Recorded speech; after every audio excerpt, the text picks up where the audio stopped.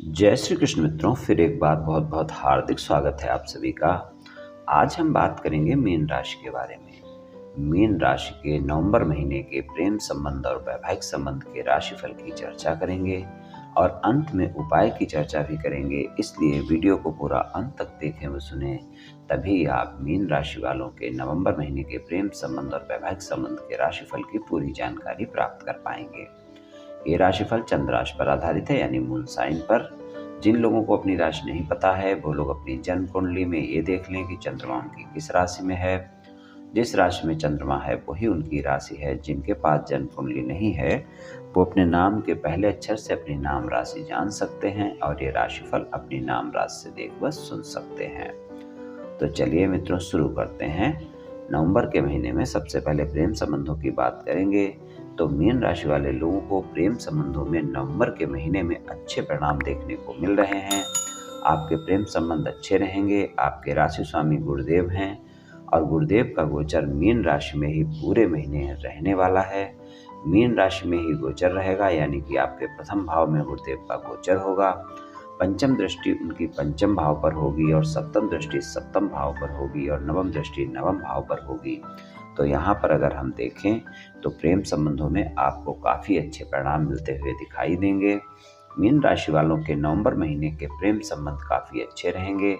प्रेमी प्रेमिका के साथ संबंधों में मधुरता बनी रहेगी और आप एक दूसरे पर भरोसा भी दिखाएंगे और आप अपने साथी के साथ समय भी बिताएंगे और प्रेम संबंधों में एक मजबूत रिश्ता आपका आगे बढ़ेगा। और अगर आप सिंगल हैं, साथी की तलाश में हैं, किसी से मित्रता करना चाहते हैं या फिर मित्रवत संबंधों को प्रेम संबंधों में बदलना चाहते हैं, तो यहाँ पर भी समय अच्छा है, आप प्रयास कर सकते हैं। आपकी साथी की तलाश पूरी हो सकती है। शुक्र का गोचर 11 नवंबर से वृश्चिक राशि में होगा और उससे पहले उनका गोचर तुला राशि में रहेगा। तो शुक्र का गोचर ही आपको अच्छे परिणाम दिखा सकता है। साथी की तलाश आपकी पूरी हो सकती है, लेकिन ध्यान रहे कि 11 नवंबर से शुक्र अपनी ही राशि में अष्टम भाव में होंगे। तो यहाँ पर आपको थोड़ा सा ध्यान रखकर चलने की जरूरत होगी। हालांकि शुक्र के गोचर के अष्टम भाव में भी परिणाम अच्छे मिलते हैं, लेकिन आप ध्यान रखें कि जिसको भी आप प्रस्ताव दे रहे हैं, आप मित्र बनाना चाहते हैं, वहाँ पर ज़्यादा शंकाएं ना करें, क्योंकि केतु का गोचर भी वहाँ पर होगा। तो शुक्र और केतु की युति होगी, तो इस बात का थोड़ा सा ध्यान रखकर चलना होगा कि आप अपने साथी के साथ संयमित होकर बातचीत करें, शंकाएं ना करें, गलतफहमियां ना पालें और किसी को भी साथी बनाने से पहले जांच परख अवश्य करें।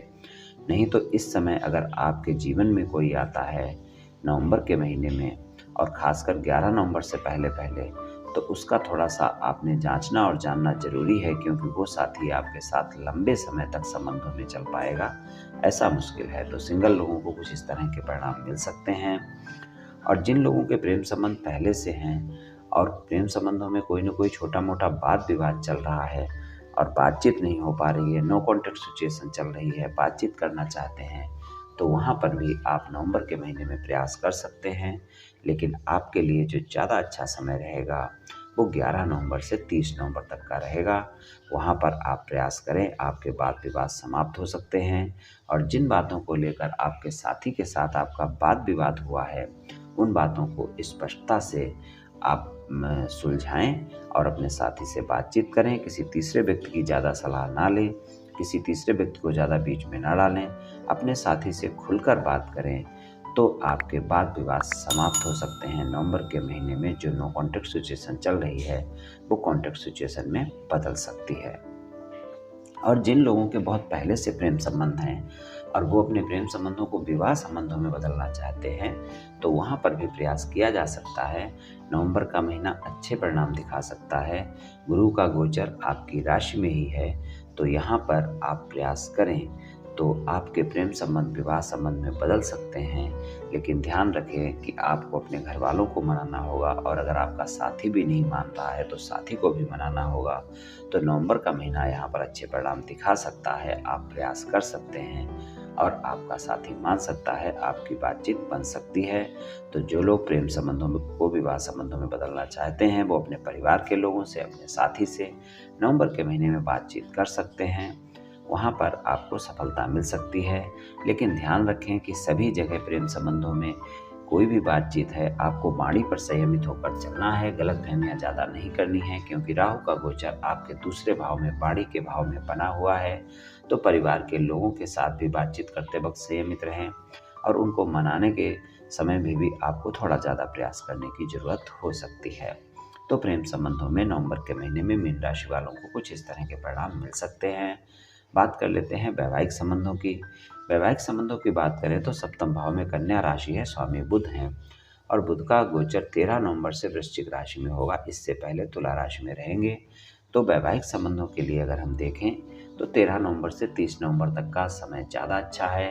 हालांकि बुध के गोचर के परिणाम अष्टम भाव में अच्छे होते हैं, लेकिन वहाँ पर केतु का गोचर भी चल रहा है। तो वैवाहिक संबंधों में गलतफहमियां देखी जा सकती हैं।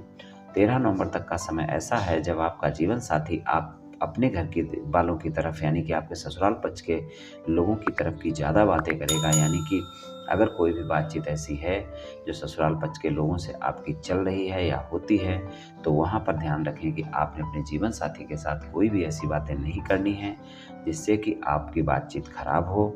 खासकर ससुराल पक्ष के लोगों के बारे में कोई भी टीका टिप्पणी नहीं करनी है, अपनी वाणी संयमित रखनी है। और अगर आप खुद भी ससुराल पक्ष के लोगों से कोई भी बातचीत करते हैं तो ध्यान रखें कि नवंबर के महीने में आप किसी भी वाद विवाद से बचें और वाणी पर संयम अवश्य ही रखें, नहीं तो आपकी छोटी छोटी बातें बड़ी हो सकती हैं और ससुराल पक्ष के लोगों के साथ आपके संबंध खराब हो सकते हैं।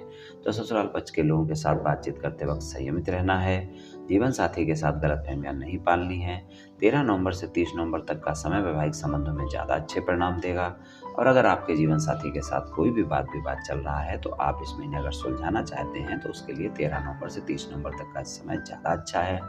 हालांकि उससे पहले भी आप प्रयास कर सकते हैं, लेकिन वहाँ पर आपके सप्तमेश का गोचर आपके भाग्य भाव में होगा, तो आपको भाग्य का साथ भी मिलेगा और जीवन साथी के साथ संबंधों में मधुरता देखने को मिल सकती है। हालांकि देखें तो पूरे वर्ष सामान्य परिणाम आपको मिलेंगे। जो लोग अविवाहित हैं, किसी साथी की तलाश में हैं, किसी रिश्ते की तलाश में हैं, उनके लिए कोई न कोई रिश्ता नवंबर के महीने में आ सकता है। और अगर आपकी कहीं बातचीत चल रही है शादी की और कुछ बातों को लेकर बातचीत अटकी हुई है, तो वहाँ पर आप प्रयास करें। नवंबर का महीना अच्छा है, आपको सफलता मिल सकती है, आपकी बातचीत बन सकती है और जीवन साथी से कोई ना कोई लाभ भी नवंबर के महीने में आपको देखने को मिल सकता है। अगर आपका जीवन साथी कोई व्यापार, कारोबार या नौकरी करते हैं तो वहाँ से लाभ देखने को मिल सकता है। और इस महीने आप अपने जीवन साथी के साथ कोई ना कोई यात्रा कर सकते हैं और उस यात्रा पर आपके वैवाहिक संबंधों में मधुरता देखने को मिलेगी, जीवन साथी के साथ संबंध अच्छे देखने को मिलेंगे। तो वैवाहिक संबंधों में कुछ इस तरह के परिणाम देखने को मिल सकते हैं। ध्यान रखें, आपके वाणी के भाव में राहु का गोचर चल रहा है, इसलिए चाहे प्रेम संबंध हो चाहे वैवाहिक संबंध हो, आपको वाणी पर संयमित अवश्य रहना है और गलतफहमियों से बचकर चलना है। तभी आपके संबंध नवंबर के महीने में अच्छे परिणाम दिखाएंगे। चलिए उपाय की बात कर लेते हैं। उपाय की बात करें तो आपको शिव भगवान की पूजा उपासना करनी चाहिए। रोजाना शिवलिंग पर जल अर्पित करें और अगर रोजाना नहीं कर सकते हैं तो सोमवार को अवश्य ही करें और सोमवार के दिन ही कभी कभी आप शिवलिंग पर दूध भी अर्पित करें। मित्रों, आपको काफ़ी अच्छे परिणाम देखने को मिलेंगे। ये उपाय आप कर लें, आपको निश्चित ही अच्छे परिणाम मिलेंगे। तो मित्रों, आज मैंने आपसे मीन राशि वालों के राशिफल के बारे में कुछ चर्चा की। ये राशिफल सामान्य राशिफल है, ये सभी जातकों पर पूर्ण रूप से प्रभावी होगा ऐसा संभव नहीं है, क्योंकि आपकी जन्म कुंडली में ग्रहों की स्थिति और आपकी वर्तमान दशा और अंतर्दशा और फिर ग्रहों के गोचर की स्थिति, इन सभी बातों पर बहुत कुछ निर्भर करता है।